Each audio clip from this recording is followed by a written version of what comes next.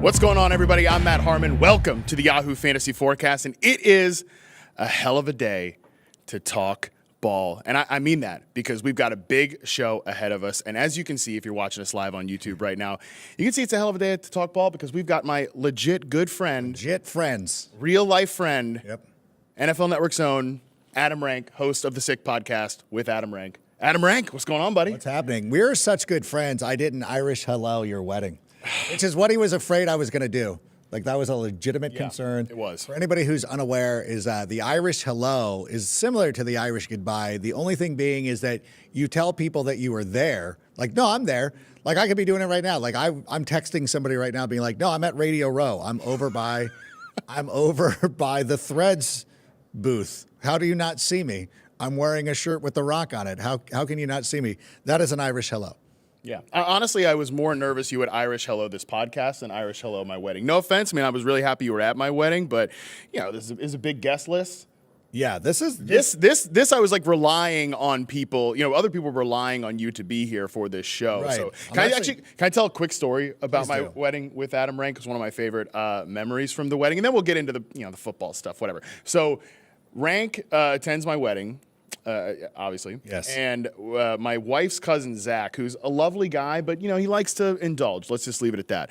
He comes up to me at the brunch the next day and says, hey, I saw Adam Rank was at the wedding. I thought about going up to him and saying, you owe me $200 because you were wrong about this, that, and the other in fantasy or whatever. And I was like, no, Zach, I talked to Rank last night. You actually did that. So it is one of my favorite memories from the wedding. But people didn't tune into this show just to hear me talk through. I did. Well, you know. I tweeted this out. That's what I was doing. Okay. I didn't want to look disinterested, but I had to tweet out the link. So now that everybody who's joining us from Twitter. Exactly. Now that people are actually watching this since the Rank bump got in here, here's what's going to happen on this show today. In the first segment, Rank is going to join me for a Super Bowl preview. Then we're going to take a quick break. Then we're going to talk through Bears' special season in 2025 and who could maybe be next year's Chicago Bears. Then the show's going to get even bigger because Rank is going to say goodbye. Right. He's going to go. Then Fantasy Life's Kendall Valenzuela is going to join me for the next segment to talk through Seahawks, Jackson Smith and Jigba's year 3 leap, and who could be next year's JSN. Then we're going to close out the show with 3 great interviews with CeeDee Lamb, Derrick Henry, Christian McCaffrey. Like I said, whoa, it's a packed show. This is a show. But let's get into it here. Yeah. By the way, you know what the best part of this whole thing, too, is? Kendall gave me her phone number. And it's real because I noticed on the text chain with everybody, I'm like, oh, that was the real number. Yeah. I got that. You never know. That's great. I mean, I'm pretty nervous about giving people my phone number because I'm a good texter. I'm a terrible emailer. So apologies to all the people out there whose emails I have ignored. Let's get into the Super Bowl here. We've got Seahawks, 4.5-point favorites, taking on the Patriots. 45.5-point over-under. Rank, when you look at this game when the Patriots have the ball, what's a matchup that you think people should be paying attention to that they should note? You know, I'm going to see if the Patriots are going to be able to establish the run. And that's one of the things that we saw at the end of the season. I was talking to Ramondre Stevenson, talking to him. Name drop, baby. Talking to him. I saw him at opening night. Oh, okay. And I was like, hey, I traded for you during, I had to do that dumb. Sure. I legitimately did, and he was so good at the end of the season. I think that one of the things that you need to rely upon is the ability to run the football. And I think that if if New England is going to be successful, they got to go out there and establish that run with Ramondre Stevenson. He was on a string of scoring touchdowns. He had 2 games in the final regular season game of the season and did a really nice job. He's got to get the ball moving because otherwise, for Drake May, he has been taking. I don't want to say he was taking a beating. Oh, sure. They were getting after him during the playoffs, and I don't think that Seattle is any slouch as well. Got to be able to run the football, so that's the one I'm looking out for the most. Yeah, I mean, listen, it's not been a smooth ride in the postseason for Drake May, and I think establishing that ground game could help. And, you know, it's funny that you think typically, especially when we do fantasy content, it's going to be, that young rookie running back is going to be taken off in the second half of the season. And Travion Henderson definitely had a few moments in the back half of the season, but they've really gone back to the veteran here. I mean, 90% plus of the snaps and the touches in the AFC Championship game went to Ramondre Stevenson, and he's been cooking right now. What's been your read on this Patriots backfield situation? Yeah, it's one of those things because coming into the year, I was very bullish on Henderson. It was getting him on all our teams. And I felt like, and I had to wear it, for so long because we were like, oh, when's Henderson taking off? Sure. When is this going to be a thing? Finally happened at some point. I'm sorry. Somebody pick up my kids too, by the way. That was the alarm to know, like, hey, I got to go pick up my son from elementary school. Hopefully somebody is there today. Somebody's got a handle on that, I would imagine. Somewhat confident that's going to be happening. Okay. Otherwise, I'll be getting a call from the teacher here in a moment. But they really, I like the way Henderson plays. But again, Josh McDaniels, I know that for years people have always been like, oh, the Patriots running back situation is a mess. It's a nightmare. It's like, honestly, they're pretty consistent with what they like to do. And it's one of those times where Josh McDaniels is trying to run the ball a certain way and use a certain, use a certain skill set with what Stevenson gives them. So you've just seen that if he's gone to it. Once the pattern has been identified, again, I think it's like a real easy. I know, again, people are like, I can't trust the Patriots back. Then you really can. They love to run the football. They want to establish the run. And eventually you will find it out. You got to be a little bit patient. But I think that Stevenson was just being very effective down the stretch. And you know what? When that happens, they're going to continue to run with him. A lot of times in these gap scheme offenses, it typically does go towards that veteran because they're just a little bit more confident reading things out. And I think we've seen that definitely in the postseason with Ramondre Stevenson. When you look at the pass game for New England, I mean, either way, it's going to be a tough matchup. That Seahawks defense is so good. The Seattle secondary, they just basically give you a nickel to everything. They don't let you dictate personnel. And you mentioned Josh McDaniels. I think he's done a wonderful job with the tight ends, getting multiple slot receivers involved. I can't quite pick out a mismatch that goes in the favor of the Patriots here in the pass game. The one thing I might think about, Rank, is, Tariq Woolen, good perimeter corner, but he can also give you big plays as well. And Kayshon Boutte's been a guy who's popped up for some of those big plays as a perimeter wideout. So, again, I don't know if the advantage necessarily goes to New England there, but it's definitely a matchup to watch. That is the only matchup. And when you're sitting there trying to figure out a person who could score a touchdown at any moment or at any time, so to speak, that has been the guy that I've been identifying. If you're trying to find one who's kind of an outlier, who's not JSN, who's not one of the big, well-known names, I think that is something that they're going to try to exploit. We saw it, too. Drake May makes one of the best passes of the season to Kayshon Boutte this year in the playoffs. That is going to be something I think they're probably going to try to take advantage of it because you always just try to find the space. Yeah. Find the space. Where can you find the space? But the problem is the Seahawks defense, it's very difficult to find that space. Yeah. Oh, it is. And especially in zone coverage, they just smother those windows. I've been saying to people all week, it's like they just move like an amoeba. All of them move as one. But that's not necessarily to take away from some of the individual great players that are on that unit, but it just goes to show they're dialed into the system. Their communication is right and tight. One thing I might note, too, is from a man coverage perspective, I do think slot corner, Devin Witherspoon, who's more than just your typical slot corner, but he's a guy who I would say probably is at his best when he's closing those zone coverage windows. But in one-on-one man coverage situations, when he's lined up across Stephon Diggs, I still think Diggs, while he's not the player that he was, he's such a good route runner, he's such a good technician. I would look for at least a few clutch catches from Stephon Diggs in this matchup as well. Yeah, I'm curious which way Drake May is going to look when he gets into situations where he needs somebody to bail him out. Yeah. Because those times happen, and especially in a game of this magnitude. So I'm really curious, is Stephon Diggs going to be that player? Is he going to be the guy? This is his moment. We were sitting there Monday night, too, and watching the crowd that was gathered around him. Now, obviously, everybody's talking to him because of the notoriety of his Cardi B and all this stuff. Of course. But he's still an excellent receiver. That is the one thing that, it is kind of a joke because everybody knows. Same thing with, the kids. My daughter who loved Travis Kelce and all this stuff. You're he's actually, an excellent football player, too. Yeah, right. So, in a game like this, you do look for your superstar. You do look for – this is why Stephon Diggs is in this situation. This is why he's had a cup of coffee in Houston and bounced around. He's been in a number of places. This is his moment. So I think they're going to try to find ways to get him the ball. Yeah, as a receiver, that technician aspect of his game just ages so gracefully. So, yeah, he's clearly wanted to be in this game for quite some time. He's in this game. Going to be very fascinating to see what his performance looks like. Again, notice we didn't say anything about the Patriots' offensive line because that's a pretty rough mismatch that definitely favors the Seattle Seahawks. But I'll also use that to transition us to the other side of the ball here when the Seahawks have the ball.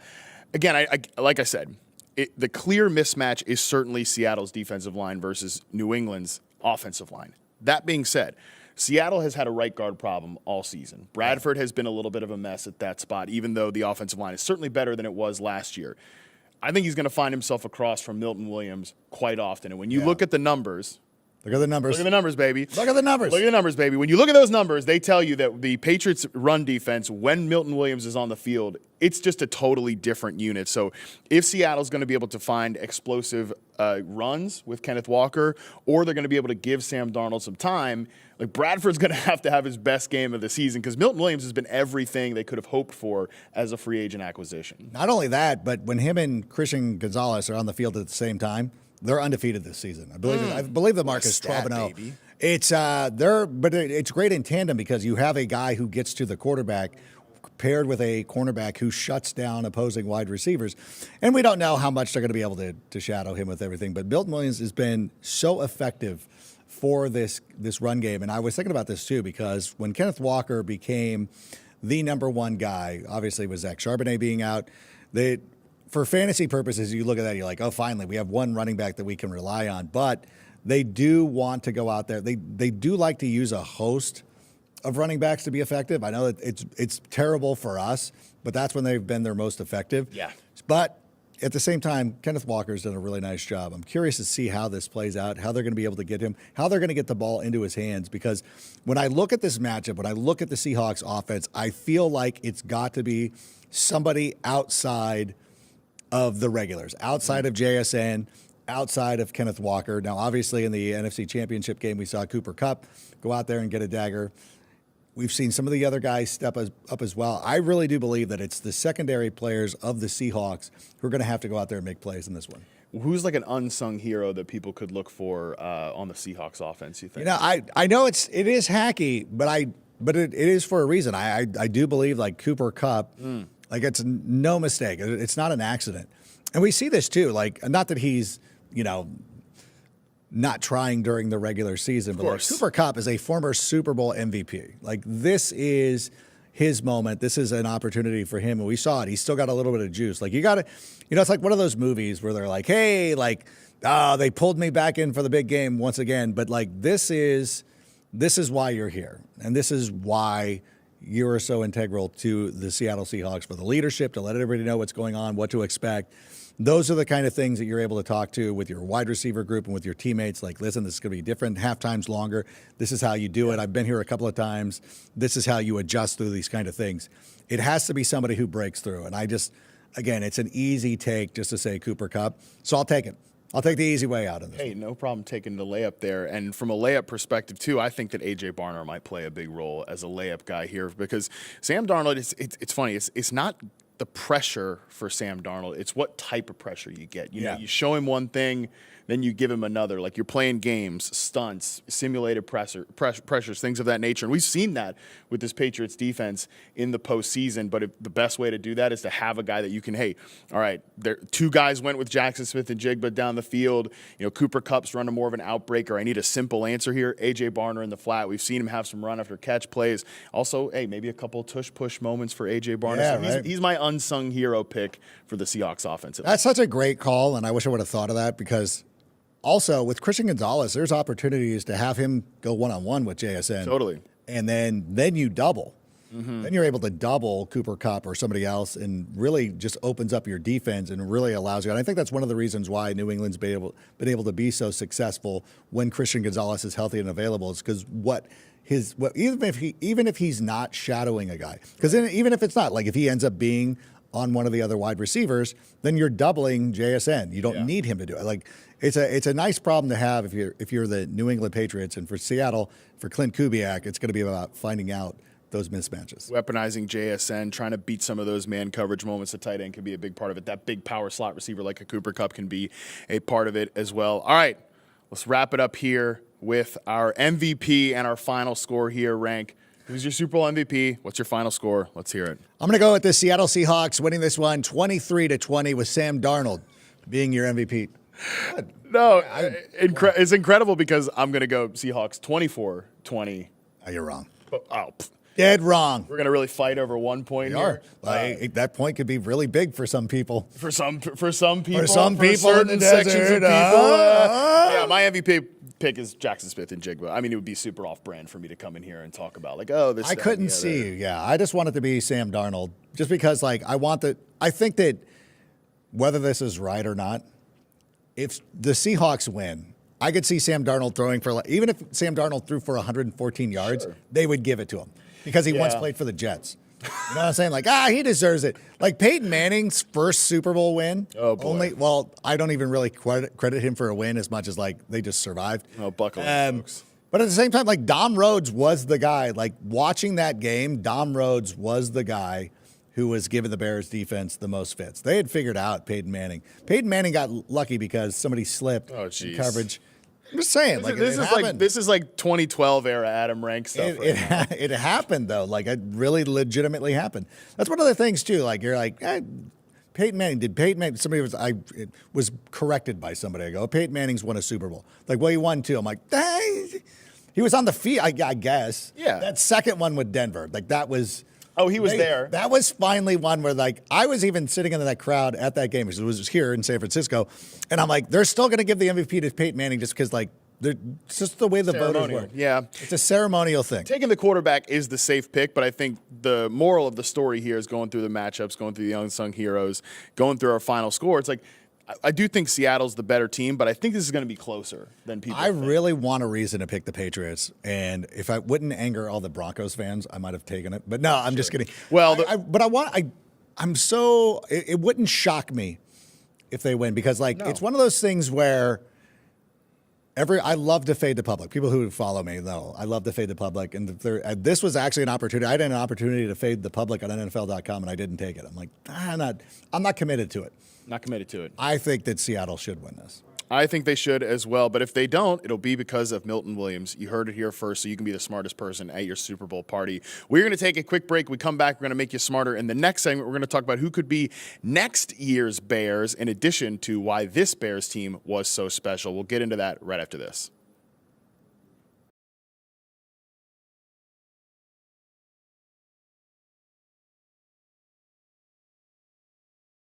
Jackson Smith and Jigba, Puka Nacua. Which one would you rather have and why? I put up my updated Dynasty trade value charts on Monday, and they are tied in terms of their value. If I had to pick between them, it would be Puka. He led all wideouts in fantasy scoring this year. Like I said earlier, it was over a point ahead of second place, which was JSN. The fact that Puka went out there, he's shown now he is the focal point of that Sean McVay passing attack. I understand that, the Stafford situation could be scary. What happens after the season? Does Stafford retire? But his role is very quarterback proof. Like, he has the ability to produce with a different quarterback. I'm very, very confident. I can promise you that. Forget the quarterback part of it.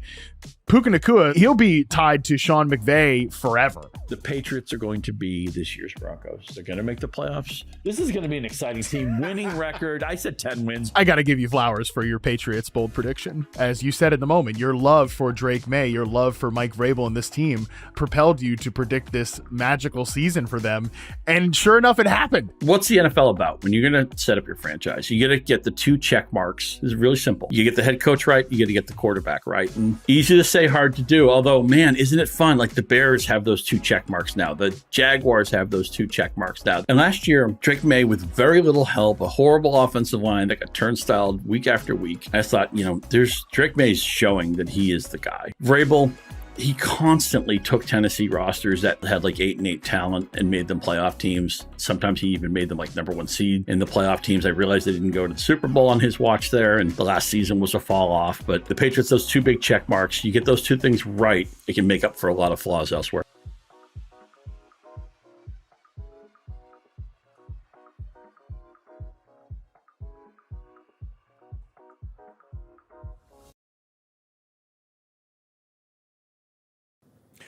All right, we're back. And anytime you can sit down with Adam Rank, it would be a mistake to not let him gloat about the analyze the 2025 Chicago Bears. So, Rank, as I mentioned, you host the Sick podcast with Adam Rank, the Bears show. I've actually been on the show before. Hell of a time. I appreciate that.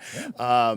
this Bears season, it had to be fun to cover. It was super fun to watch. As we're showing on the screen right now, massive offensive improvement. In 2024, they were 29th in EPA per play.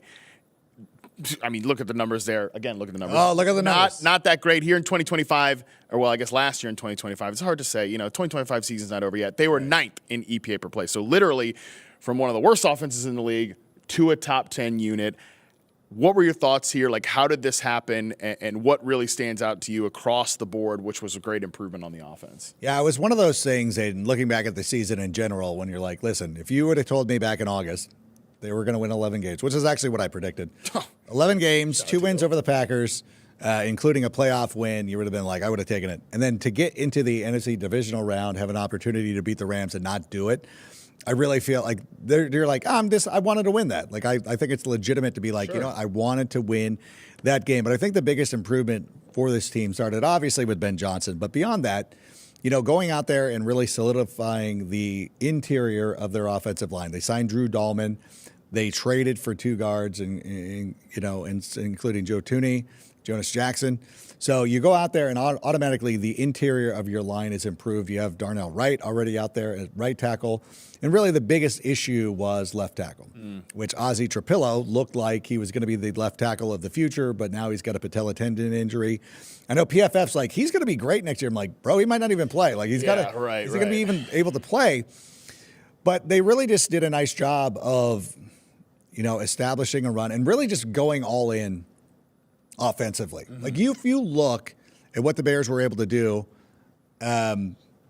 he is so, like, they did such a great job because they obviously had DJ Moore. They used the 9th overall pick a couple of years ago on Roma Dunze. And still, when they went into the draft last year, even with Cole Kmet there, they went out there and they got Colston Loveland. Mm-hmm. They got Luther Burden III. And then they found an absolute dime in Kyle Monungai in the 7th round. And so they put so much emphasis on making sure the offense was good. And they did, and they're like, hey, Dennis Allen, like, yeah, sorry, you gotta kind of work with what you got going on right there, but like, we're going all in on the offense. And I think it's something that I wish, or I don't wish it because I'm glad they didn't do it. But like, when you look at what the Commanders did, for instance, and like your counter, you just had a generational run with a rookie quarterback, and your idea was like, we're going to go get Deebo Samuel and Austin Eckler. I'm like, what year do you think that this is? Yeah, right. Like, what are you doing? They should have done whatever they could to go out there. Why weren't you drafted? I don't remember. I'm assuming they had a first-round pick. Yeah. Josh Connerly, right tackle. Yeah. That's right. Oh, that's fine. Okay, you're going through the offensive line, but it's like. But still, that backfield, like, they traded away Brian Robinson. They're like, we're going to start a 7th-round rookie. It's going to be Austin Eckler again. And I was with you on the pass catchers. Like, this was driving me crazy all offseason. It was like, well, Noah Brown has been hurt as the 3rd wide receiver. I'm like, brother, we should not be like just Noah Brown's our third. No disrespect. Like, Noah Brown should not just be our 3rd receiver. Like, we should have a little bit more from that outside receiver position. I think your point about the Bears is, it's a phrase that Nate kept saying all offseason, was no half measures. Like, we're going to go all in on this group. We're going to surround this guy with young talent, and they're all going to grow together. And I think you felt that, right? Like, early on in the season, there was certainly some growing pains. Shoot, even late in the season, there was still some growing pains from these rookies, which I think has to make you pretty optimistic for what's going to be going on in 2026 and beyond as these young guys sort of grow up here. That's why I feel like it's going to be different from what the Commanders went through last season. Everybody's like, well, they fell off. I'm like, well, when Dan Campbell and his team started taking off in Detroit, they kept getting better. And they're still a really good team, even though they missed the playoffs this season. They're still an excellent team. And I think the Bears are going to be in the same conversation. I'm not even throwing out, like, everybody's like, well, defensively, they got to draft an edge and they got to do that. I'm like, you know what? When they draft a left tackle with their first pick, don't be shocked. Yeah. Or if they do something screwball again, it makes too much sense. I remember last year, I was one of the few people who was defending the Colston Loveland draft pick because, as a matter of fact, in my mock draft, so I'll do it this April too. My mock draft with the twist is not this is who I think is going where. This is a piece of this is who you should be taking. A little fan fiction. Yeah, it's like exactly. And my number one thing for the Buffalo Bills was like, you should draft Luther Burden III. You should draft. And then when he went to the Bears, I'm like, oh my God, I'm stoked on this. I love that didn't happen. I'm like, I'm so glad that they didn't take my advice. He would have been awesome in Buffalo. Yeah. Sean McDermott might still have a job. Who knows? And I also said, because I didn't think Colston Loveland would get to 10, but I wrote in the piece, if he's there, like he would make a lot of sense for the Bears as well. I think, or the Bears, if the Bears ended up with Colston Loveland, that would make a lot of sense too, because I felt like Jacksonville, I thought should have drafted Tyler Warren. Like in this piece, going back and watching it, Jacksonville stays in their spot, takes Tyler Warren, and then I had Carolina taking Colston Loveland, which obviously Ted McMillan was really good. So that's not a whiff. But I'm like, but thinking back to like what Greg Olson meant to that organization, I'm like, why don't you just take the next Greg Olson? Yeah. Then the Bears drafted the next Greg Olson. They just don't go through the thing where you trade him to Carolina. Yeah, don't trade whatever him for you like do. a third-round pick. Don't ever trade him. Don't trade him. Keep Colston Loveland. Well, I think that's what's really exciting. Again, we kind of touched on why I'm so optimistic about the 26 Bears is you mentioned it's like they're going to stave off some what could be natural regression. You know, the one scores, stuff like that. It's these young players that they're betting on. I think they'll continue to stock the arsenal. But what I'm curious is your opinion on who's going to be maybe next year's Bears. I always love this exercise because it's so stupid and it doesn't work out and it's pointless. But we love to do it for content anyways. Right. Who's going to be that team that goes from a bottom 10 offense? And again, we'll use EPA per play here. Because it's got to be a bottom 10. Bottom 10 offense. My team is still there. Good. Here's the bottom 10 offenses from the 2025 season. We have Cleveland, and this is from the bottom. Cleveland Browns, Las Vegas Raiders, Tennessee Titans, New York Jets, Minnesota Vikings, New Orleans Saints, Miami Dolphins, Houston Texans, Carolina Panthers, and the Los Angeles Chargers coming in 10th from the bottom here. So I give you those teams. Who's going to do a Bears, based on personnel, coaching changes, whatever, go from the bottom 10 to the top 10 this year? This is cheating. Because I was thinking of a team anyways, and I'm so glad that they locked it at number 10 so I could say the Chargers are too easy. It's when you think about it, because everybody already is like, oh, I have a dynasty super flex league which has Justin Herbert. Could not be more thrilled. Totally. Could not be more thrilled. And I'm looking at this list too. Not surprisingly, the Giants aren't on this list. But I do, you know what? I'm really curious to see what happens in New Orleans and what Kellen Moore's, because Kellen Moore was able to do so much with so little. What are they going to do in the offseason? Like, what could their offseason look like if they go out there and take a similar approach to what the Bears did, where you're like, we're going all in on offense, whether we're good or not, we're going to be fun because we're going to be scoring a lot of points. And, there's an easier path to the playoffs in the NFC South right now than there is in some of the other divisions. Like what the Bears did in the NFC North was pretty miraculous because even the teams that didn't make the playoffs were still pretty good. So I think that the Saints are low-key a sneaky one to look out for. We are so on the same. You could tell that this guy, helped me grow up in my career because we're so on the same page here. Because number one, yes, the correct answer is the Chargers, and they're 10th. And I was saying when I did this list, I sent it to the producers like, oh. Thank God the Chargers are the correct answer. Mike McDaniel coming in there, it's going to matter a lot for this team. But, yeah, my sneaky pick was going to be the New Orleans Saints because, Tyler Shuck really showed me a lot last year. I kind of like him. And to be honest, I was very skeptical of just the profile, the age, the experience, the whole deal. But one thing that just continues to stand out, and I said it yesterday on Football 301, the things that stands out to me with Tyler Shuck is just his ability to just drop back and from the far hash be able to push the ball outside the numbers. That's like good old-fashioned quarterbacking. And I don't know what the ceiling is on Shuck. Again, he's an older player. How much development is there? But, man, I know for sure that the ceiling on his surrounding cast can be a lot higher. I love Chris Olave coming off of a great season. He's going to be back. They want to extend him. He should have another wonderful year this year. But they have a top 10 pick. There's some really interesting receiving prospects. Could a Carnell Tate fit in across from Chris Olave? A couple guys that can play inside out. The run game was kind of a total zero last year, even though the offensive line has its talent. Like, are we doing the Alvin Kamara thing again where he's half retired, half not? You got to pick a spot. Like, retire or not. Don't be talking about drinking pina coladas in the middle of the NFL season, okay? And if I get traded to a winner, what are you doing? If that already shows me, where's the commitment? Exactly. So I just think there's so much potential there with the Saints here. They're a really fun answer to me. I'm already going to say, listeners to this podcast, get ready to be probably uncomfortable with the amount we're going to talk about the Saints in the offseason because I do think it's a really fun unit to talk about. I think this offense could have some fun additions. But the rest of the list, too, Tennessee, if they add – I think they need to add a ton. That's another ton to the pass-catching core. But if they add a bunch of players, they go all in on that, I think we could see a mini one-year bump with Brian Daboll. I really want to see what happens with the Tennessee Titans because Cam Ward – showed me some things. You're like, okay, this guy's got some talent and he could do some things. At the same time, they gotta go all in. Like the Bears have this, like, I don't want to say it's formula because it seems so overly simplistic to be like, yeah, just surround them with talent. Like, what's the big deal? But it's like teams aren't doing it. Yeah. Like Washington didn't do it. Like what they thought they did it, but you absolutely did not do it. You got to go. It's got to be full sends, not anything else. Like commit to it. Like you have a brand new head coach. Brian Daboll hopefully will be there for at least a year or more than a year, depending on what happens. He's going to be a candidate once again if this team does get rolling. But go out there and put everything. Your first 4 picks should be offensive players. I don't care what position, but they got to be offensive players. And you got to go out there and you got to build it. And free agency, they got to be active.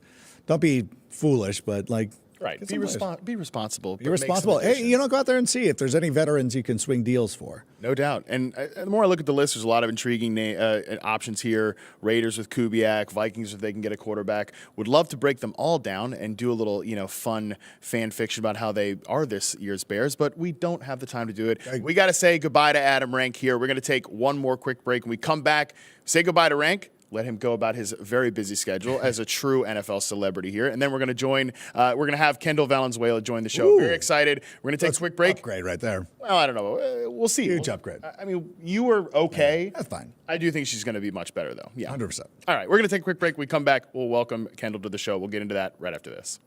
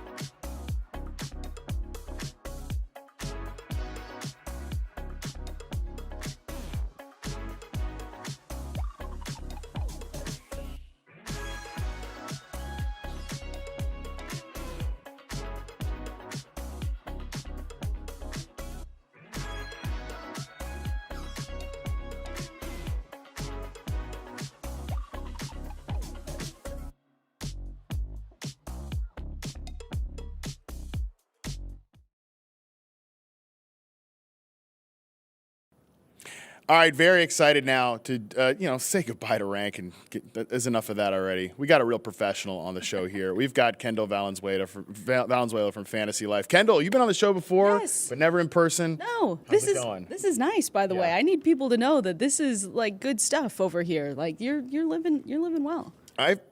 It's nice. This is nice. Isn't it so nice to be in person with people? Yes. Like doing the remote stuff. It's Yes. great. The vMix, the Zoom, whatever. It's just not the same as being We needed in the this. same. We needed this. We really needed this. We did. We did. I did. I never usually leave my one little box. Like how often am I just in that one little box Of course. during the regular season, especially? It's almost like really draining to think about. But you know what does give me some life? This year's Seattle Seahawks team. Same here, dude. You're a Seahawks fan.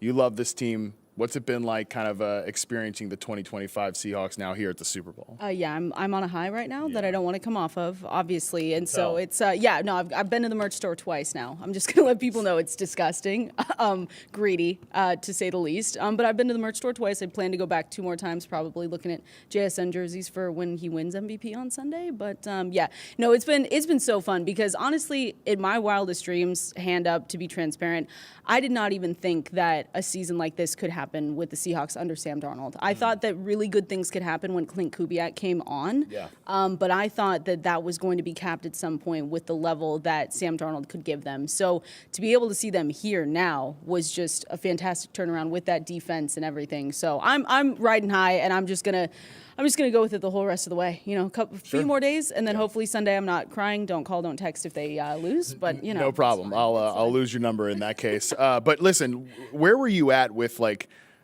the upheaval of this offense? Because I think if you go back for a lot of folks in the media, I'll say, maybe not myself. I wouldn't say I was like super optimistic about Sam, but I was like Sam curious. I could kind of get their point about why they were willing to wipe the slate clean, move on from Geno Smith. But that was not an opinion that was shared by a lot of folks. There was a lot of criticism about moving on from Geno and just kind of that whole era of Seahawks football, DK Metcalf trade as well. Like, completely forget about DK Metcalf was on this team literally. Very recently.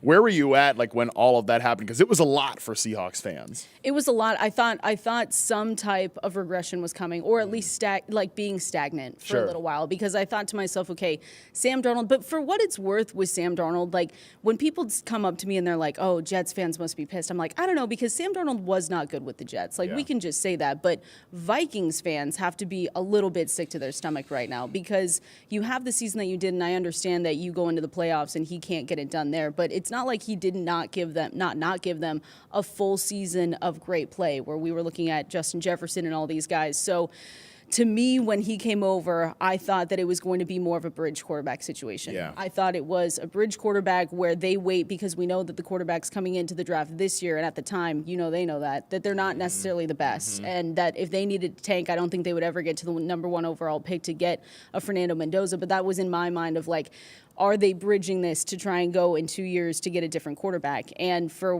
for everything that it's worth, once they brought Clint Kubiak in, it was just like, okay, no. Then they have this kind of year where, you see JSN, go outside a lot more. Not the slot merchant that people used to call him. And so DK Metcalf getting out of there, I think, in hindsight, a good move where they just said, hey, let's just do this with JSN. So Cooper Kupp, good enough, right? Good enough guy. I think Rashid Shaheed at the trade deadline was such a big move by Clint Kubiak to bring him back from New Orleans, because they knew each other. So, hand up, again, I did not think it would go this well, right? Going to the Super Bowl looking like this. But Sam Darnold, for me, when he did come in, I thought bridge quarterback at best. And now, he's in the Super Bowl. So. I mean, shoot, who's a guy we just completely forget exists is Jalen Milroe. Their third round pick.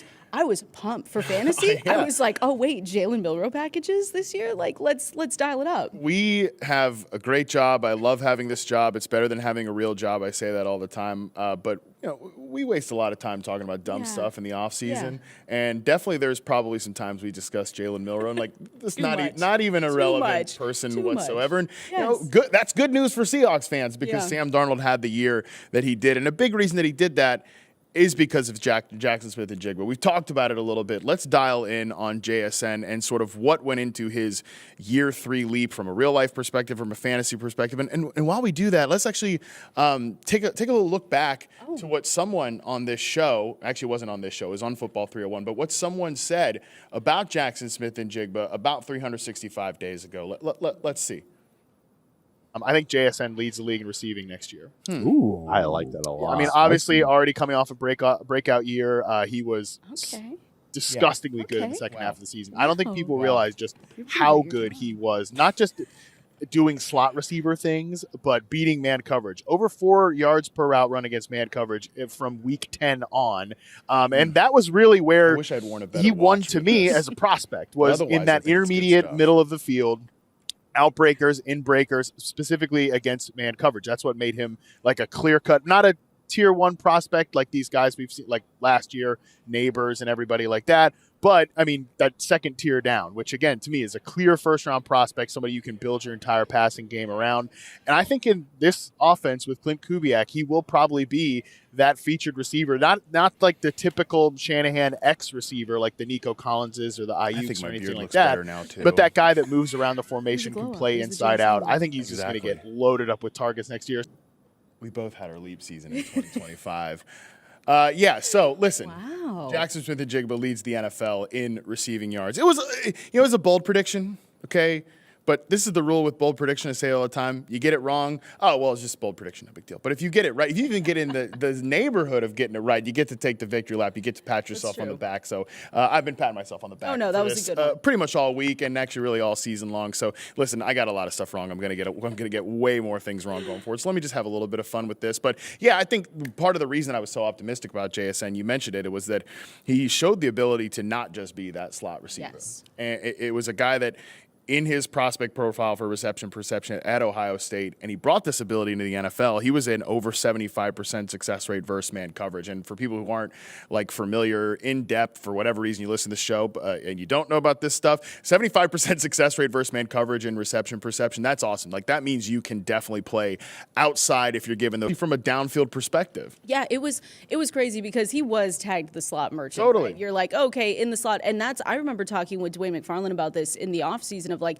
what's this going to look like? Like we were actually talking probably too much about Cooper Kupp and his role because we thought, is Cooper Kupp going to take some stuff away, even with the age, even with everything else? And so with JSN being able to just not only be so elite, but you go out wide and he's got, I think it's a little over 1,300 yards when he's lined up out wide this year. And it's like this stat that you say 1,378 of your yards is lined up outside and you were able to do that. Like it was so impressive, and I think it just shows that he's a guy. He's going to be an elite alpha wide receiver, and there's no coming back from this because now I think while we believe this is the standard, I really do think that could be it for him. Like this is one of those years where you see this leap and you just don't go back, where he's this receiver that we can continue to talk about year in and year out. Now again, they're losing Clint Kubiak. Yeah. I do, you know. What's your level of concern with that? Because I'm kind of concerned. Yeah.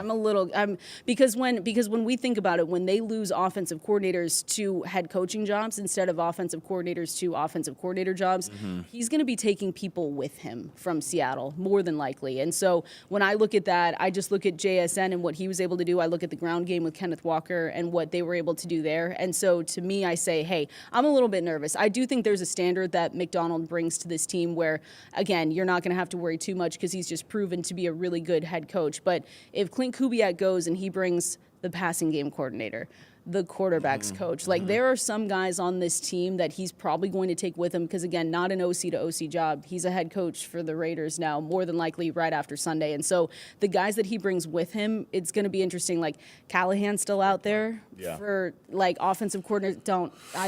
You know another name? Cliff Kingsbury's still out there. And that is a hard left turn from this type of offense in this system. Listen, I'll cry. You can have me back on the show to just cry live. But like those are two. It might be the first time somebody's cried on the show. Usually I just cry during the breaks. I'll be really close if it's one of the. But like those are the guys that are technically still out there. There's obviously some others, but like that's what worries me is that when he goes to be a head coach, who he brings with him and how much change there is on the offensive side of the ball. Really, man, that got doom and gloom pretty quickly, I'm so sorry. and I'm gonna continue it with a little bit here. I mean, it reminds me a little bit of when the Falcons and the Patriots were in the Super Bowl. You know, Kyle Shanahan, offensive coordinator for the Falcons, he moves on a late, hire. Obviously, they're in the Super Bowl. He goes to San Francisco, and they kind of make this little bit of a weird, hard left turn there, and they hire Steve Sarkisian. And it's like, well, what did we really keep, in terms of familiarity, in terms of the system, all of that? That will be interesting if they go that hard left turn here. Let's hope that doesn't happen because honestly, this Seahawks offense just really, it embodies the transition of these modern NFL offenses when they're going heavy, when they're taking advantage of the middle of the field. And like you mentioned Cliff Kingsbury, and I was like, we don't be I'm not doing even putting it out there anymore. You did put it out there though, and I didn't even think about that. He's still out there. He's not in. Where was he? Bermuda? No, where'd he go? Thailand. Bangkok. Thailand. Yeah, he's Whatever, not in Thailand anymore. I don't know. I don't leave the United States, so I don't know about all that. But Justin Outen's a name that's actually interesting. I was talking with Hawk Blogger, was on their show with Brian the other day, and he mentioned he talked to Justin. He might be an internal promotion candidate. He's the assistant offensive line coach, run game specialist. He's a 10-year experienced coach, so that could be interesting. I do wonder if it is an internal promotion, if they go try to get somebody from the Shanahan tree or anything like that. But yeah, I mean, it comes back to, again, just this offense really weaponized JSN in such a fun and creative way. Like, one, we saw in the playoffs them move JSN around, have those unique opportunities in the backfield from the slot, everything like that. But it's also when he has been that X receiver, he's not just been that X receiver that back in like when I started charting receivers in 2014, you're that all the way boundary X, like here's the sideline, you're right next to it on the line of scrimmage. It's like he's been the X, but it's been that condensed X receiver. So you still have all that space to work with. And that's what these modern NFL offensive coaches are doing now. They're creating all that space. So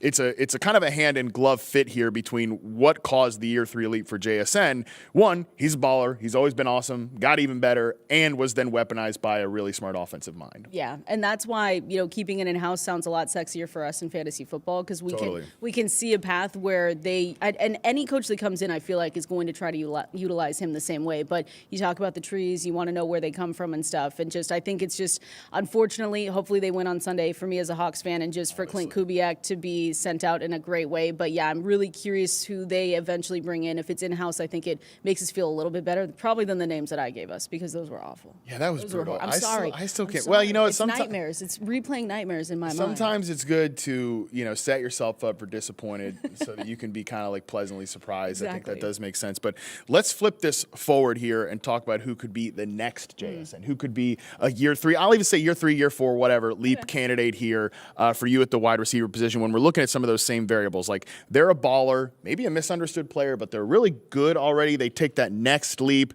and it could be because they're weaponized by a really smart offensive mind. So I'll give you the floor here. Anyone you want to throw out. I feel like the chalky pick, so when I was looking it up, I was like, okay, who could we do here? I feel like the chalky pick is probably because he had such a down year is Ladd McConkey for the Chargers. Yeah. Like, that's chalk. So let's talk chalk first, because chalk is him because we like McDaniel coming in. Totally. I love the McDaniel hire. I was really excited about it. I think for us in fantasy football, we're excited about it because we know, like, he's creative. And I think people forget how creative he can be and just how he can just scheme guys open and just really work well with quarterbacks, because he was good with Tua Tagovailoa. Like, people don't want to remember it. You can look back at really bad Tua Tagovailoa clips, whatever, and replay them. But he was able to really get him going when he needed it. Yeah. And when we look at the jump from Tua Tagovailoa, no offense, to Justin Herbert, like night and day. So I'm really excited to see not only like what he creates in the environment he creates, but just how creative he can get with Justin Herbert, because I know you and Rank were talking about them as, a team that's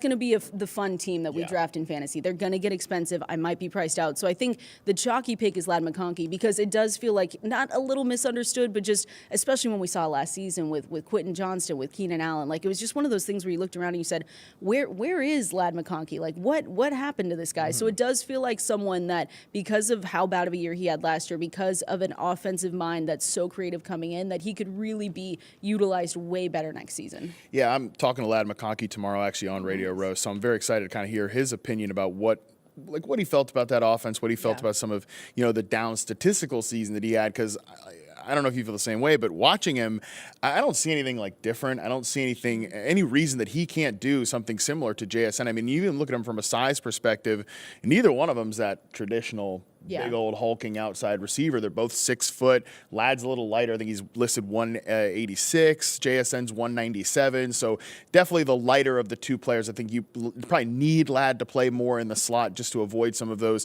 press coverage looks on the boundary. But again, McDaniel has done such a great job taking Tyreek Hill and moving him around the formation previously. And I think obviously Ladd's not the same speed-based player, but he can get down the field. His best routes to me are in the intermediate area, which is where this passing game wants to flow, wants to function. So I just think there's going to be a lot more. You mentioned it, schemed up looks for these wide receivers. Number 15, Chief, and first and foremost. Yeah, I think he's a good one. You know who I was thinking of? And I want your... Could get gross, so just we could roll the break or whatever. I don't know if it can get any more gross than Cliff Kingsbury, Seahawks offensive coordinator. Not my finest moment. But what? So Xavier Worthy, was he just that bad last year, or is he someone with Eric Bieniemy coming back? Where if we're just talking year, I want to just strictly talk year 3 because we could go year 4, whatever. But Xavier Worthy. Awful, horrible. I mean, he was someone that did not get over 10 PPR fantasy points in the last 8 games except for one time. And he was someone that we said, hey, when he's coming up, this is going to be perfect because Rashee Rice had the suspension. He should be absolutely fantastic. He did get, he did get hit by Travis Kelce, so we know he went with an injury a little bit. But I just think of myself and I'm like, is he really that bad? Could he be that? And I know he's never going to be the alpha guy there because you've got Rashee Rice, you've got maybe Travis Kelce coming back. But just to me, like not obviously breakout superstar, but Xavier Worthy with Bieniemy back, that team way more excited about what could come. I'm interested to see, what you think about him. What do you think about the Bieniemy hire? I don't hate it, to be honest with you. I actually quite enjoyed it because at least we know they're going to go deep a little bit more. Like we know what he's going to bring, and I think that's still really good for us in fantasy because they're going to be scoring more points. Because when we look at how they weren't scoring and how the last 2 years when they had everything going on, like they weren't scoring points. Points per game went down. Everything went down once Bieniemy left. So I didn't hate it for fantasy. Now, will that equate to wins? I'm unsure, but we don't care about wins. So truly, I do wish that Andy had gotten a little out of his, own phone book, right? Like some dudes he maybe just didn't know before. Yeah. And I've made my thoughts known about the fact that they just soft fired Matt Nagy here. Yeah. It was truly one of the biggest gaslighting attempts we've ever seen from an NFL franchise. It truly drove me nuts. But be that as it may, they bring Bieniemy back in.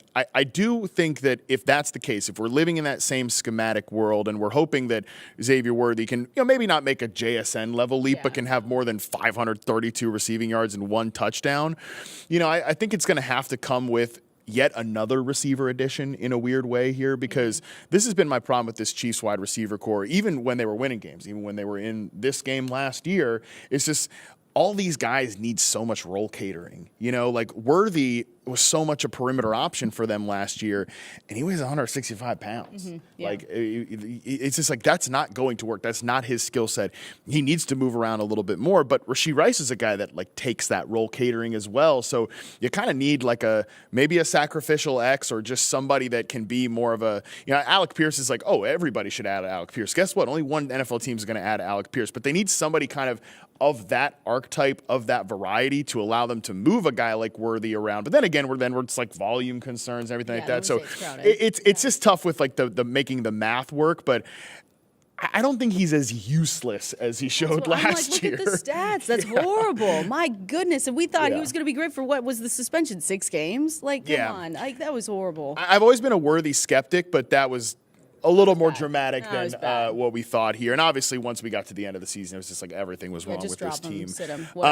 I want to throw out Rome Odunze as a guy here that makes sense too. Look, everybody watching the show knows I love Rome. I'm a big fan of his game. He certainly did not have the season that we expected last year. 90 targets, 44 catches. But a big part of what kind of ruined his season was the injuries. There's also drops and concerns at the catch point too. It's just so crazy to me, Kendall, because I always liked his ability as a route runner, as a separator. Other people were more skeptical of that. I think we've seen his ability to get open, but as a prospect, his superpower, his trump card was his hands, the contested catch ability. And then last year, it's like all of these struggles in contested situations. Do you think that's something that can normalize, with another year in the offense, another year with Caleb Williams? Because I think their chemistry has been a little hit and miss at times. Like, what do you kind of view Rome as one of these year 3 leap kind of candidates? I love it. He was also on my list. I promise. I'm not just copying you, but he is someone though that I think it can get normal with him, right? Like I think that the chemistry is always something you can work on, whether it's the off season or whatever. You always hear the stories. They go to book club. They go to the breakfast club like Puka Nacua did. Remember that? You remember that? I do remember that. I mean, I'll never forget that. When we heard that, we should have known. He was like, yeah, I'm going to breakfast with Cooper Kupp and Breakfast Stafford. is the I'm best like, meal of the day. Dang it, I should have known. That's true. That's a good call. But yeah, I do think with Rome, I just think that there's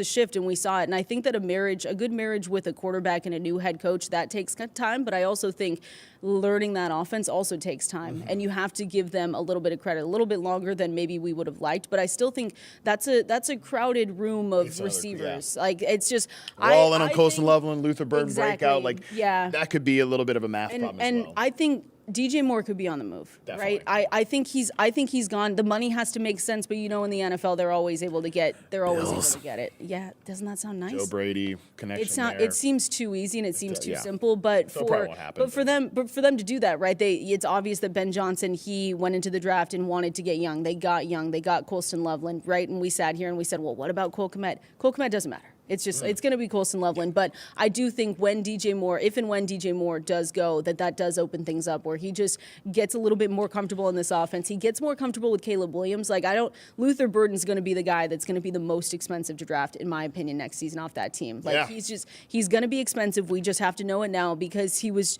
just that good. And it's always a what have you done for me lately league. It's what have you done for me lately in fantasy. We're going to remember that. That's why he's going to be so expensive. That's why Kenneth Walker, after what he's shown us the last 4 games, is going to be expensive next year, even if he goes somewhere else. So I do think it's there for Rome Odunze. That's a good offense. Like, they're going to be the trendy offense, right? They're going to be the ones that maybe we're priced out of because we just say, I can't take, Luther Burden in the 3rd. I can't take Rome Odunze in the 5th. Like, I can't do it, but I am excited about it. Yeah, I didn't want to say it in front of Rank because I think I was already gassing him up enough. But yeah, my answer to who do you want to draft from the 2026 Bears is just yes. Like, Exactly. they're all good. Actually talking to Rome and DJ tomorrow as well. So Nice. I've What got about some. everyone. They keep me busy here. That is so nice. I gotta earn that paycheck, okay? I can't just be hanging around here in this nice looking office. But It is nice. I got some theories on some of the catching stuff with Rome. I want to run by him tomorrow, and so we'll see if he plays ball with that or if he just, he's mean to me. We'll see about that. Okay. No, we're cool. But when we look at some of the other candidates here, I'll throw some names out to you. Marvin Harrison, Brian Thomas Jr. These are guys that I would say certainly haven't lived up to the expectations that we had of them this past year. BTJ, obviously, great rookie season. Marvin Harrison, great draft capital. He's got a big name. Either of those two, do you think could maybe make this year 3 leap, or are you just kind of out at this point? I really want, I'm an optimistic person. I like to come into these things like being optimistic. I drafted BTJ way too much this season. That was awful.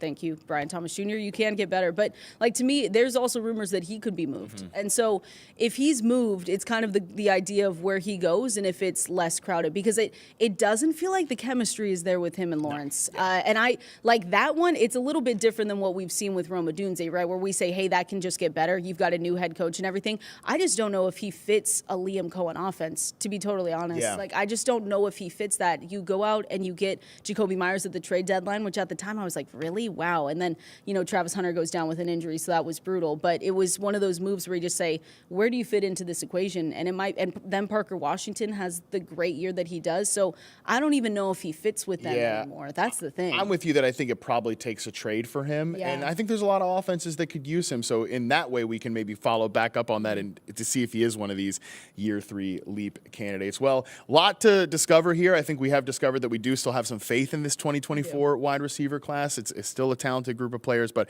I always have faith that Kendall Valenzuela of Fantasy Life is going to bring it. And I really appreciate you hopping on the show today.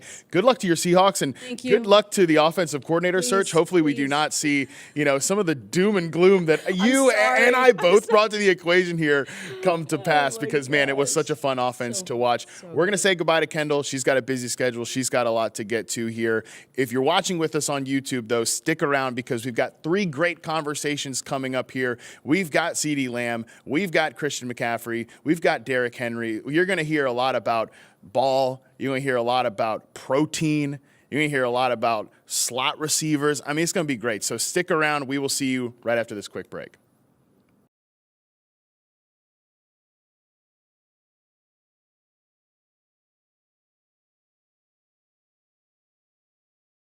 Jackson Smith and Jigba, Puka Nacua.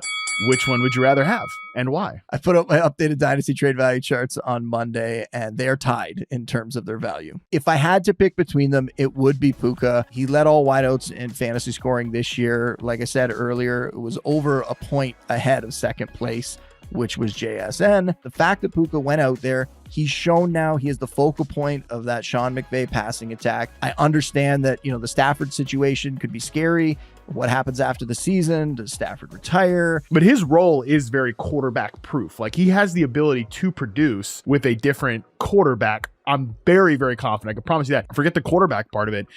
Puka Nacua, he'll be tied to Sean McVay forever. The Patriots are going to be this year's Broncos. They're going to make the playoffs. This is going to be an exciting team. Winning record. I said 10 wins. I got to give you flowers for your Patriots bold prediction. As you said in the moment, your love for Drake May, your love for Mike Vrabel and this team propelled you to predict this magical season for them. And sure enough, it happened. What's the NFL about? When you're going to set up your franchise, you got to get the 2 check marks. It's really simple. You get the head coach right, you got to get the quarterback right. And easy to say, hard to do. Although, man, isn't it fun? Like, the Bears have those 2 check marks now. The Jaguars have those 2 check marks now. And last year, Drake May, with very little help, a horrible offensive line that got turnstile week after week. I thought, Drake May's showing that he is the guy. Vrabel, he constantly took Tennessee rosters that had like 8-8 talent and made them playoff teams. Sometimes he even made them like number 1 seed in the playoff teams. I realized they didn't go to the Super Bowl on his watch there, and the last season was a fall off. But the Patriots, those 2 big check marks, you get those 2 things right, it can make up for a lot of flaws elsewhere.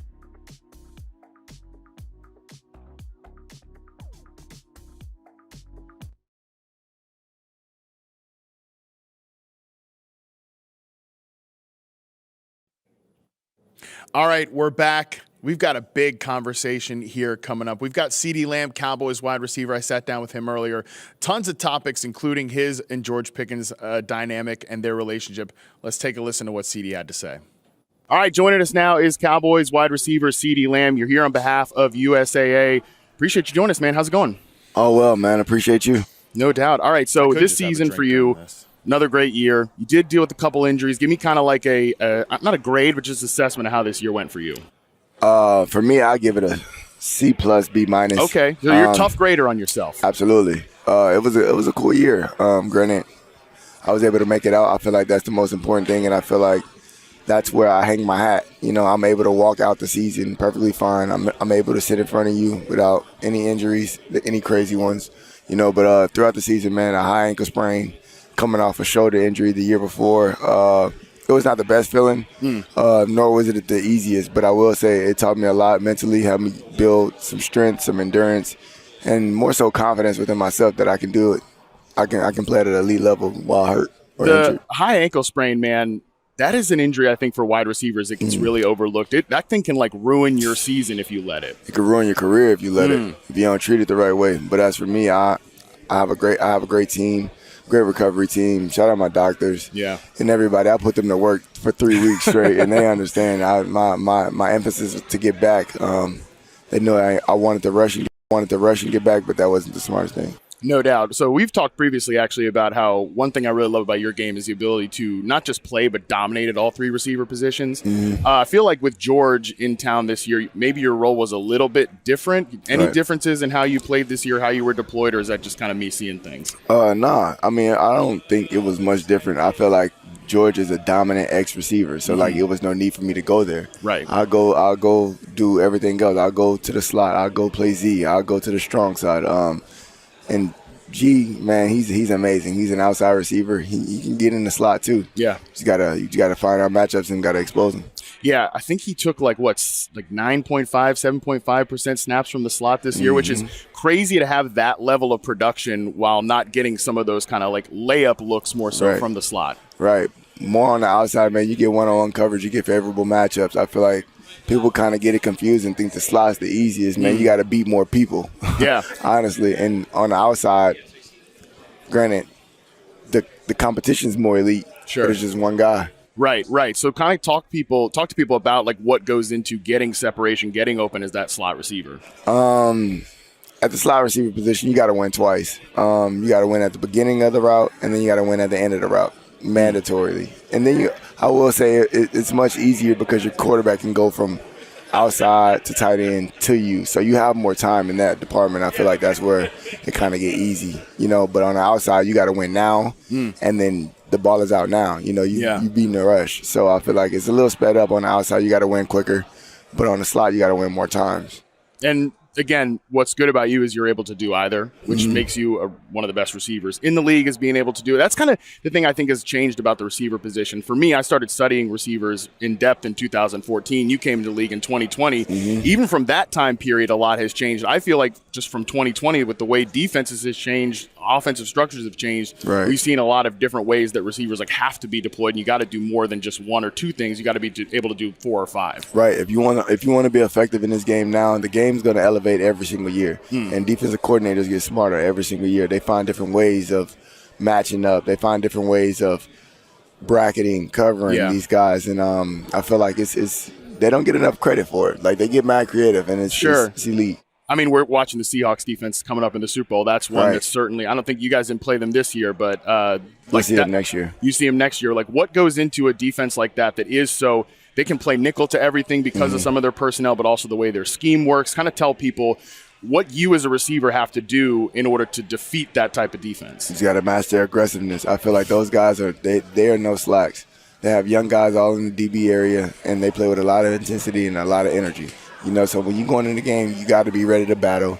You're going to be some smack talk every now and then, but that's just part of the game, know. So I feel like those guys, they're nice. They're playing together. They're flying around. They got a good D-line. I feel like across the board, that defense is flying. Yeah, they're like that amoeba secondary where everything kind of moves as one, and that makes it challenging for any type of offense.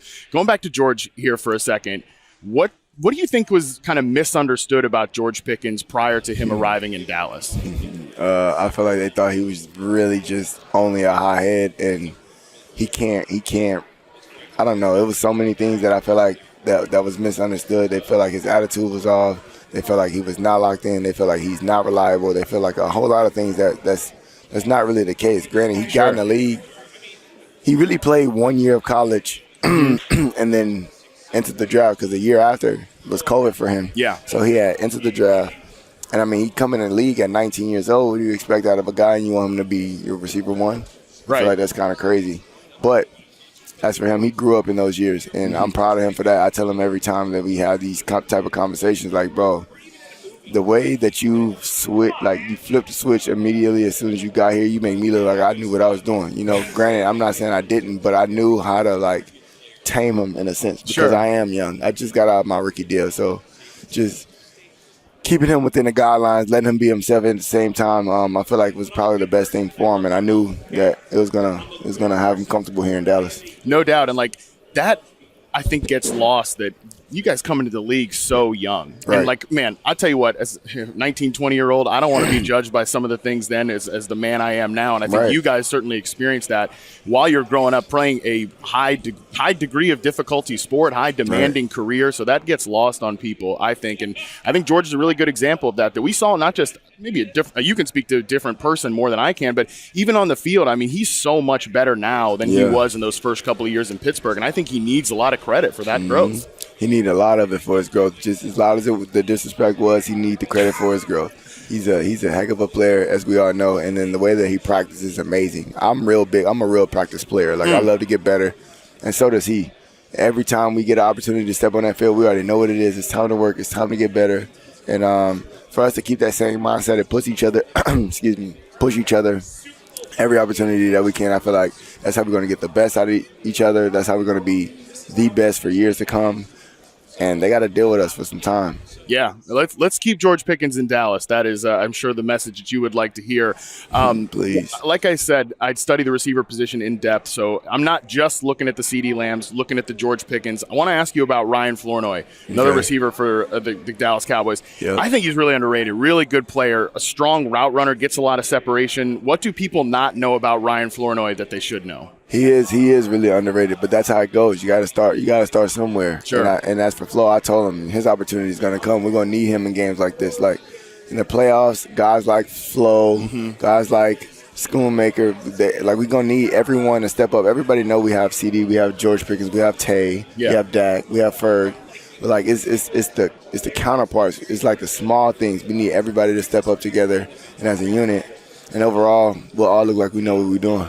Yeah, and when you're one of these teams, too, that doesn't make the playoffs this year, but that was both of these teams, Patriots, Seahawks. They didn't make the playoffs last year. Right. You guys are kind of hoping to be one of those teams that, hey, you go from not making the playoffs into the Super Bowl next year. What do you think has to happen for Dallas to get there? And we got to be consistent, man. We got to be who we say we are. I feel like it's a lot of talk once we start winning. We just gotta keep our head down and continue to work. I feel like we be consistent in every department. We stay healthy. And, man, we gonna thrive. We just got to keep the band together for one, and then let's go get some stops, and let's go put up some points. I mean, I think that sounds like a pretty good message there. Hey, you're here on behalf of USA. Tell the people what you got going on with them. Okay, perfect. I'm excited. Sergeant Farrell and his wife, I'm excited to invite them to the Super Bowl, 14-year tenured Purple Heart recipient, and a salute to service partnership with the NFL and the Super Bowl. So really excited to have them here. And I'm looking forward to seeing him. No doubt. Sounds absolutely awesome. CeeDee, appreciate your time, man. Good luck this offseason. Stay healthy and get ready to crush it next year, man. For sure. Appreciate it.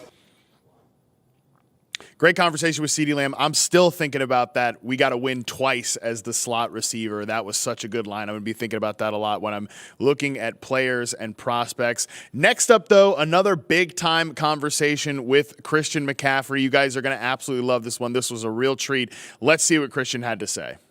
Very excited to be joined now by 49ers star running back Christian McCaffrey. Christian, what's going on, buddy? Not too much, man. Appreciate you having me on. You're here on behalf of Olipop. Very excited to talk about that because, spoiler alert, I'm a consumer. So we're gonna talk about that a little bit later. But I got to ask you, man, what is the question that you've been getting so far that you're sick of being asked? I'm still early in the process. I'm not sick of being asked anything yet. Okay. Yeah, I'm good so far. You ask me in about a couple hours, I'm sure I'll have answers for you. I was going to say, well, hopefully we don't start off with one here. Something fantasy related? I got nothing fantasy related for you. So, there we go. Then Perfect. maybe it's good. Okay, well, maybe. We'll see. All right, Christian, this past year you had 480 combined targets, rush attempts in the regular season and the playoffs. That is the fourth most for a running back since the year 2000. And spoiler alert on the rest of the list, it's a lot of guys that aren't, playing now. It's very unusual for a running back to get that level of workload in today's game. Number one, how are you feeling? Number two, how do you keep yourself in shape to be able to handle that level of workload?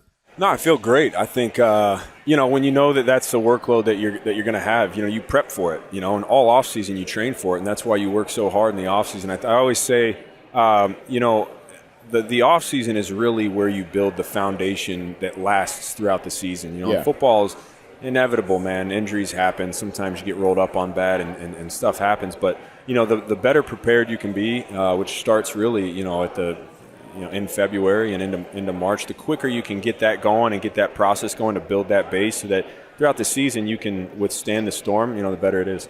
Yeah, and you guys are always – I feel like there's always something I read about NFL players where it's like, man, they're doing that from a training perspective, from a recovery perspective. Honestly, listen, I'm not nearly taking the damage that you are, but I'm trying to do the best for my health. I'm taking some notes every here and now again. What do you got that's like a recovery thing or something that you're doing that might take people by surprise? Man, it's a good question because, and I'm always slow to answer that question because there's such a big menu of items that can help. And it's very specific and pertinent to what's going on. Yeah. For someone like myself, it's more of understanding conceptually what you're trying to achieve and then doing whatever it takes to get there. Sometimes you don't have access to all of the modalities and all of the tools, but there's different ways to find it. But I always say, man, the best way to stay in shape is move and eat correctly and sleep correctly and do the fundamentals. As many gadgets as there are in the world now, it's always the fundamentals that if you don't do those correctly, those gadgets aren't going to have the same effect. And so it's really a year-long dedication to trying to do the right thing and every single thing we do. And I also have incredible people on my staff. Sure. I think people forget it. We have full staffs individually of people, of trainers, bodywork maintenance people, chiropractors, chefs, whatever it may be. That's our job, is to invest in our bodies. So, I have a great team, and they make it really easy for me to just trust what they're doing and execute. It is about those fundamentals. I mean, I say it all the time on my show. Hey, good nutritious breakfast to start the day, walk immediately afterwards, then I'm a good person the rest of the day. If I don't get those two things in, I might be a real mess the rest of the day. But that's good you found that. A lot of people have, that's another thing. These guys, they're Hall of Famers that train completely different than me. They might have different schedules, different routines, but it works for them. And I think that's part of it too, is routine, consistency, and finding what works for you. Okay, so talking to just about me and sort of some of my work, I don't know if I've ever mentioned this to you, but I do a charting series called Reception Perception on wide receivers. I chart route running for these guys, where they line up, which type of route concepts they're running from which positions, how often you're getting open against man, zone, press coverage. But some of the feedback I get from viewers, subscribers, whatever, is that I don't chart these other positions, just wide receivers, no tight ends, no running backs. You are the most prolific receiving running back in the league. Do you think I am making a mistake by not grouping in some of these running backs like yourself with the wide receivers? Well, I think you can always add. I don't know if you're making a mistake, because that is good information, but if there's one thing I've learned about football is that every position affects the other position in ways. And so if you have a guy like a Bijan or a Kamara or myself or whoever it may be, it feels like every back in the league now, Gibbs, they can do anything. And when you look at how it affects a defense and how it affects the receivers, it's a big deal.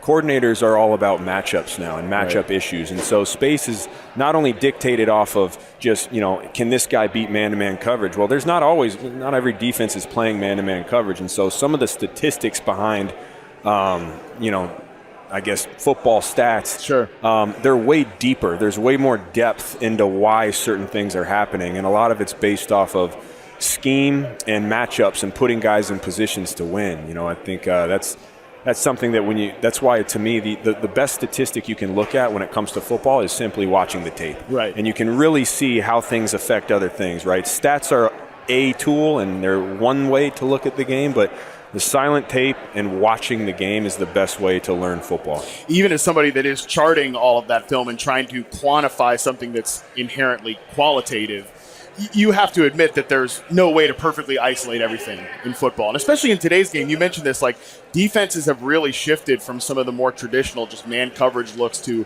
whether it's quarters or just more zoned up looks. I mean, it's the receiver position and just the passing game in general in the NFL is so much different than when I started covering the league in 2014. Like, what do you think, as one of the best offensive players in the league, has sort of gone into that transition from the defensive side of it?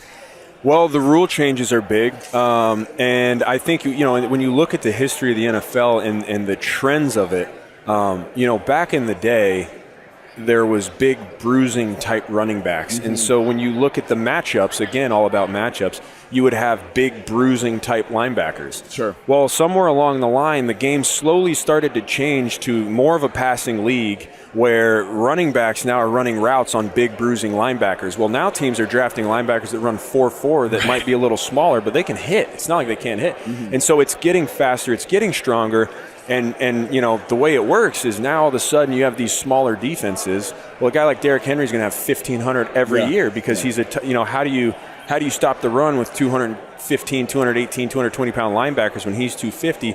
And so it's really about matchups and what you want to commit your scheme to, who you want to be. And, from a defensive side, they're running, the creativity is at an all-time high. Yeah. But to me, the fundamentals of attitude, of effort, of blocking and tackling will be true in football for the rest of time. And so the more you can get guys who do the fundamentals correctly to buy into your scheme, whether it's offensively or defensively, the better your team, in my opinion, is going to be.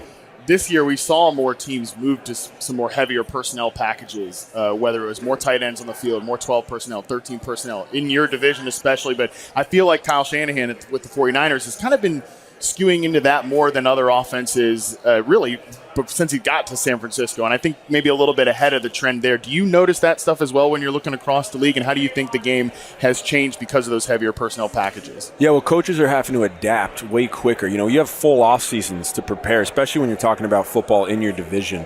If you're a really good, wide zone team, or you're a really good, whatever it may be, scheme, teams have all off season to, hey, this is what we want to stop. This is what we want to do to try to defend it. And so adaptability and being proactive in that is huge. Being able to kind of see where the trends are going and adjust to them, and then get your players to buy into that, and kind of matching your players with your scheme. And that's that's one of the biggest challenges of football because you don't have 100 guys. You got to, and you don't have all the cap and all these other, whatever it may be. So that's but you said it best. It's there's too many variables to put football into one box. I think that's why it's the coolest sport to watch. That's why it's so fun to cover, man. It really is any given Sunday. It really is unpredictable. Each game has a life of its own, and I think that's why people love it. You never know what's going to happen. So I mentioned you are probably the most prolific receiving running back in the NFL, especially when you're just watching a guy as a true route runner doing more wide receiver-ish things at the running back position. I would say Bijan Robinson is probably second best to me right now. Like he's closest to you in that regard. He's somebody we're going to have on the set tomorrow. What do you think of him as sort of in that same variety of a Christian McCaffrey type receiving back? Well, I got to train with him this summer, and it was such a cool opportunity for me because I saw it firsthand of what makes him so special. And then you watch his season and how it played out this year. But man, he's unbelievable. He can really do anything and do it well.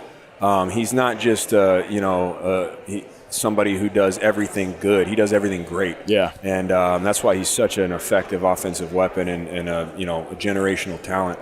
I don't have enough good things to say about him. And he's the best guy, too. I mean, when you have somebody that's such a star and is that humble and, it makes you want to root for him. No doubt. It's pretty cool to see. I mentioned I'm a receiver guy. That's mostly what I focus on. One of the receivers on your team that I think people don't understand how good he is Ricky Pearsall. Man, it's like, tell us about Ricky Pearsall, like both as a player, as a person, because I think like he's just scratching the surface of what he can be. I think he's such a great route runner, so explosive. Tell the people about Ricky Pearsall what you think about him. Yeah, Ricky's amazing, man. There's nothing he can't do. He really is a special player. I think he had such a tough start to his career, and obviously all the stuff that happened was so unfortunate. But I see him every day, and he works so hard. He wants to be great. He has the perfect attitude you would want in a receiver, willing to do anything, wants to be out there, and just a gift to have in the locker room, man. And you said it. He's scratching the surface. He's already so good, but he can only get better, and it's going to be so fun to watch because I think he really is a hell of a player. You said the word willing. That to me is like you got to be willing as a receiver to do a lot of different things in today's game. Play multiple positions, get involved in the run game, clear things out. You mentioned 11 guys working as one. That's one of the underrated words for wide receiver now. You got to be willing to do multiple things. Yeah, in offenses now, receivers are a lot of times the ones that make those big runs happen. Because once you get past the first and second level, if the receivers get hands on these DBs, there's so much space. But also it ties into some of the play actions. If you're push cracking a safety and you make that look the exact same as you do a certain route, well, now it helps you out. So you get rewarded for blocking correctly in the receiving game if you have the right play caller. But the sacrificial clear routes that's a whole aspect of the NFL that people don't understand either. You're running this is for the love of the game route. You're not getting the ball, but you're getting your brother open on a corner or something like that. Those are big deals, man. And those are the sacrificial plays that I think don't get talked about enough. But those are the plays that make football fun and make it where you have generational talent type players who are doing that. And when your best players are doing that, it trickles down. It's like, okay, if I want to be great, this is the kind of stuff I have to do. So those are the culture-setting plays. For the podcast listeners, I'm laughing, I'm smiling over here because you said sacrificial. This is the thing I've been saying for the last 3 years. The sacrificial X receiver is really, it's an expanding role now that I know it doesn't put the fantasy points up or anything, but that's bringing the entire offense together. So I love that you actually just literally used the word sacrificial. That's very funny. Okay, you're here on behalf of Olipop. Tell the people what you got going on there. Yeah, man, I partnered with Olipop. Easy partnership for me. Yeah. I drink them all the time. But, as somebody that's health conscious, it's a soda that you can feel good about drinking. Yeah. Super minimal sugar, high in fiber. It's a prebiotic drink. Super, it's really good for you. And it tastes incredible. I think a lot of times you get these drinks that they're supposed to be healthy, and then they taste healthy. They taste like I can tell they're trying to, but it's not like that with Olipop, and that's why it's so cool for me. It's the best treat of the day. Favorite flavor? Well, I love root beer, but I'll be honest, my favorite flavor is crisp apple. Okay. Underrated flavor, and people don't talk about it because you hear about the colas, you hear about the root beers, but try the crisp apple. It's refreshing as ever. I'm a vintage cola guy myself because I gave up drinking soda it's like 2013, like over a decade ago. So it's like, ooh, this is a nice little treat. Nice little treat. And, you got to feel good about the gut health. That's very important, people. Hey, Christian McCaffrey, appreciate you stopping by, man. Have a good offseason. Stay healthy. Look forward to watching next year. Appreciate it, man. Thank you. Awesome conversation there with Christian McCaffrey. What a good transition here, too. We're going to go from fiber to protein with Derrick Henry coming up next. And what ranking is correct in terms of your chip dip situation? Yeah, the hard-hitting topics, we're going to cover those with Derrick Henry. Let's see what he had to say. Very excited now to be joined by Derrick Henry here. Derrick, what's going on, man? You're here with Oikos Yogurt. What's going on? Yeah, man. Thank y'all for having me. Yeah, on here on behalf of Oikos, which I'm excited to be a part of, to be get an opportunity to be in their big commercial for the big game. My first Super Bowl commercial, which I'm excited about, with Catherine Hahn, the big superstar. So I wasn't even the big star in the commercial. It was her. But I'm grateful and appreciative to be a part of it. On behalf of Oikos, to encourage people to try the Oikos product, which gives you strength, high in protein, great to fuel you, and it fuels me on and off the field, which I need protein to perform at a high level. And the new product they have, the Greek yogurt 000, high in protein, packed with protein. Ooh. And it's a great snack to have, or if you don't want to have it as a snack, have something for lunch to fuel you and have you feeling good. However you eat Greek yogurt, whether you add to it, just have it by itself. Oikos is what you need. What a pro, man. I mean, listen, protein matters, okay? I'm trying to hit. Definitely does. Especially you're trying to get big. You're trying That's to get right, swole. dude. I'm trying to look like half as good as you here. You got it, man. You got the muscles. Look at you. I appreciate you, man. Derrick, we were talking about before we got on here, before we get to some of the serious football stuff, big time topics. We were talking about the first time we met was down at the draft in Nashville back when you were with the Titans. We played a little game of how to rank queso, guac, salsa. I actually have the video. I have the video. I'm gonna play it for you here, and we can decide if we still stand by some of our takes. I probably do. Well, we'll see, man. Okay, so I'm gonna let you watch this. I need you to rank 1 to 3, best to worst, things to dip your Tostitos chip in. By the way, we look really young. We look young here. I would say queso, salsa. I don't like guacamole, so that's last. Okay, well, I have to inform you, you did give the wrong answer, and you actually got it completely backwards. It's actually guac is number 1. No. Salsa, then queso. No. Queso is so hit or miss. Like, you can get some really good queso, but like last night at the bar we were at, I had some really bad queso. Well, the queso I had has always been pretty good. I've never had no bad queso, really. And salsa, you can't go wrong with that. Guac, I'm just not a fan of. Well, that's fair. I guess we can agree to disagree on that point. Well, I got to say, my analysis of this, I'm sure you've got some thoughts. Number 1, I miss that hair. I miss your hair too, frankly, from that, the big ponytail. That was pretty electric. Number 2, I think we've aged well. I think we look better now than we did then. Way better. Dude, we look way better. And I think we've both better spoken. Our careers have both. I don't want to speak for you. I think it's pretty clear though. I think both of our careers has really taken off here. Sure. We've done well for ourselves. The other thing is, I'm actually willing to acquiesce to your point. At that point in my life, I was living in LA. So I was just constantly just good guac. I live back east now. I have had some bad guac since then. So you know what, Derrick? All these years later, I want to tell you that you were right. I was wrong. So what's your order now? Now I think I would go salsa number 1. I would go queso number 2. And I would go guac number 3 at this point. Okay, that's not bad. That's not yeah, too bad. The reality of it is, man, it's just the variance of it. At the time, I thought queso was the highest variance, but now again that I've been back on the East Coast, I have had some truly abysmal guac. Just don't do it like they did back in LA. So I think I'm ready to change my mind. I still feel the same as I did in 2019. Not changed at all. When you're right, you're right. There's that. Okay, Derrick, one thing has not changed either is you're still a beast on the football field, man. Your longevity is absolutely outstanding. The fact that kind of, people are like, this is a little bit of a, ho-hum season for Derrick Henry. Oh, it's not the same Derrick Henry as years past. I'm like, dude, this guy had over 1,700 total yards, 16 touchdowns. He's top 10 all time in rushing yards. You're still crushing it. How have you been able to maintain that level of longevity and playing at a high level at this age for a running back? Yeah, I think it's just wanting to be better than the year before and staying hungry, staying motivated. I love working and love putting the work in to go out there and perform at a high level. And I've been in this game, this will be my 11th season. I want to win the Super Bowl too. So yeah, that's the main goal is winning the Super Bowl. And anything that comes with it, I'm grateful and blessed to receive. But Super Bowl has been on my mind for forever, but really on my mind now. Yeah, still keeping the main thing, which is the Super Bowl. And this Ravens team was kind of projected by many to be in this game, and we just didn't have that type of season. What was your analysis of sort of what went right, what went wrong this season? Yeah, I mean, of course we got hit with the injury bug. A lot of guys went down.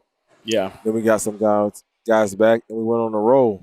But obviously, when it comes down to it, just wasn't good enough from us as a whole. Like you said, being picked the preseason Super Bowl champs and not even going to the playoffs is just a huge and disappointing season, which we all own and take accountability for.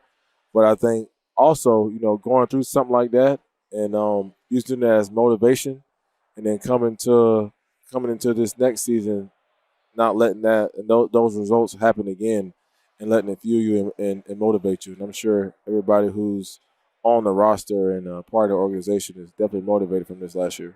One guy I got to ask you about is now your former offensive coordinator, Todd Monken, going to be the head coach for the Cleveland Browns. People were kind of surprised by that hire, but, man, I've watched this offense, especially the run game. It's been pretty dynamic the last few years. What do you think Browns fans can expect with Monken as the new head coach there? He's a great offensive mind.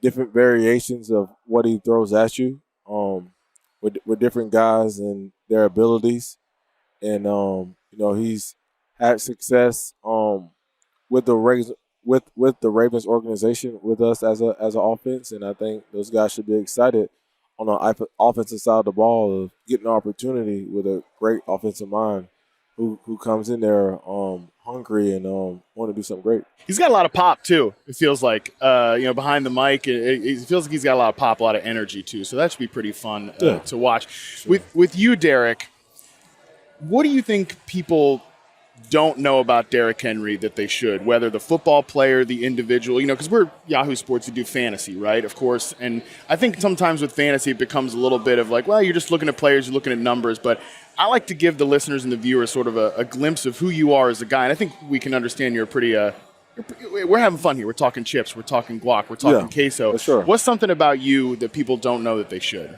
What's like the sport aspect? Anything. Maybe you as a person, you as a football player, either way. Well, if we're going to get it to me as a person, one thing that people don't know, and I just got that question, I think, a couple interviews ago, is I love learning about animals. Really? Yes. What's your favorite animal? My dream is to go to Africa and do the safari. My favorite animal is a lion. I love learning about big cats. I love learning about animals. I want to do that one day.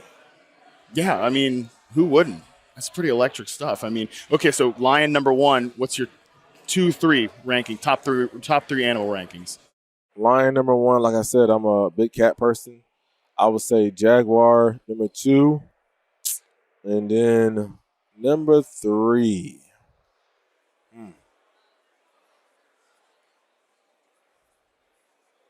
Number 3. There's a lot of animals to pick from. That's hard. I don't know, I guess. If you just want to leave the top 2, that's fine. You don't want to leave too many animals off your top 3 ranking. I think I'll say number 3 like a honey badger, because they don't care who you is. They ain't soft now. They'll mess your day up. Yeah, they don't care. You can be whatever animal you want to be. They still gonna hold their ground. So I'll probably say number 3 honey badger. Awesome. Derrick Henry, Baltimore Ravens running back here on behalf of Oikos. People, get your protein in out there so you can look like Derrick Henry. Get your protein so you can have strength. That's Oikos. right. Oikos. You could either look like a pro NFL running back or, a solid 6 out of 10, getting it decent done like myself here. Derrick, appreciate your time, brother. Always good to see you, man. Always enjoy it. Oh, man. What a show. Thank you to Adam Rank. Thank you to Kendall Valenzuela. Thank you to Derrick Henry, CeeDee Lamb, Christian McCaffrey, and all of you out there who tuned in for this one. That is going to do it for today's show. And while the Yahoo Fantasy Forecast won't be back until Monday at 2 p.m. Eastern with Scott Pianowski for our Super Bowl recap, we have so much stuff here at Yahoo coming up all week from San Francisco. You can subscribe to the Yahoo Fantasy YouTube channel to check out all of my other player interviews. We've got a ton of great guests coming up. And also, Football 301 is going to be live at 5 p.m. Eastern tomorrow for a big, the fattest Super Bowl preview, the deepest, most disgusting, just the fattest Super Bowl preview you could possibly imagine here on Football 301. That's going to be tomorrow, 5 p.m. Eastern. You can check us out on the Yahoo Sports YouTube channel. So like I said, that's going to do it for us here today. We will be back on Monday, live at 2 p.m. Eastern with Scott Pianowski. Can't wait to see what he has to say about the upcoming Super Bowl matchup. Good luck to all of you out there. Until then, we are out.